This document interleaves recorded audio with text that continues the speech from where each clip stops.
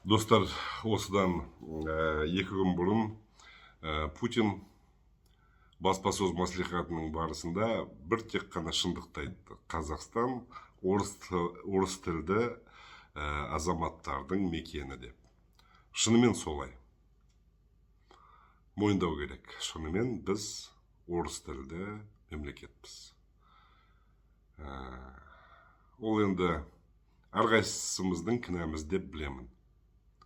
Өзімдікі, өздеріңіздікі, және одан қалды ең үлкен кінә әрине біздің басшыларымызда. Өйткені білесіздер, осы күнге дейін 70% өзінің тілін құрметтемейді, өзінің тілінде сөйлегісі келмейді.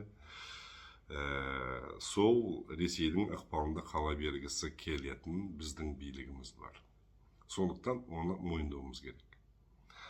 Бірақ та онымен бірге мен сіздерге бір мысалдарды келтіргім келеді. Мысалыға Корея бар. Екіге бөлінген осыдан бір 50, 60, 70 жыл бұрын. Оңтүстік Корея мен Солтүстік Корея. Қарасаңыздар, тілдері бір, иероглифтары бір, тарихтары бір. Бірақ та міне бүгінгі Солтүстік Кореяның көріп жатсыздар жағдайын, аштан өліп жатқан адамдарын.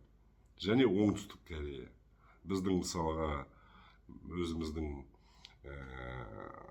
ортамызда қолданып жатқан көп нәрселеріміз, міне жаңағы видеоны жасап жатқан камерамда сол Кореяда өндірілген.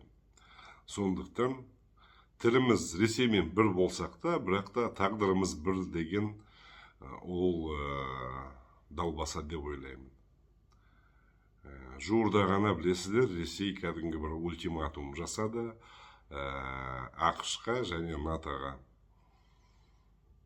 Болашақта НАТО-ға мүшелікке ешқандай бұрынғы КСРО-ның елдері қабылданбасын деген.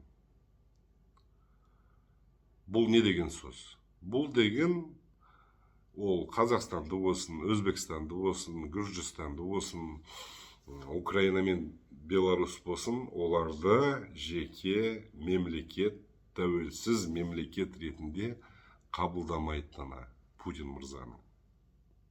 Егер қабылдаса, онда ол біздің президентке айтар еді. Мирзиеевке, тағы басқа Лукашенко досын, айналайын достарым, сендер уәде беріңдер, ешқашан НАТО-ға сендер мүше болмайсыңдар деп. Жоқ.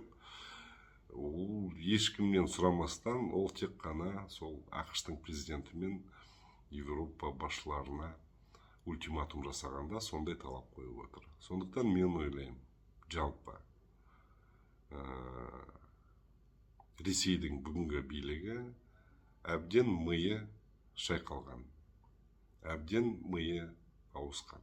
Және болашақ, егер біз тәуелсіз, біздің алашордалықтар аңсаған, дамыған, өз-өзіне сенетін елге айналамыз десек, біз онда ешқандай Ресейдің союздарына емес, керісінше сол жаңа айтылып өткен НАТО-ға мүше ретінде кіруіміз керек. Тек сонда ғана біз тәуелсіздігімізді сақтап қаламыз деп ойлаймын. Әрине, бұл бүгінгі нәрсе емес, бұл ертең келесі жыл шешілетін нәрсе емес. Менің білетінім, болса да жүйе өзгереді. Елінің тағдырын ойлайтын азаматтар билікке келеді. 10 жыл болсын, 20 жыл болсын. Сол 10 жыл, 20 жылдан кейін Қазақстан міндетті түрде НАТО-ға мүше болып кіру керек. Сонда біз айдаһардан да, аюдан да аман қаламыз. Ойым осындай.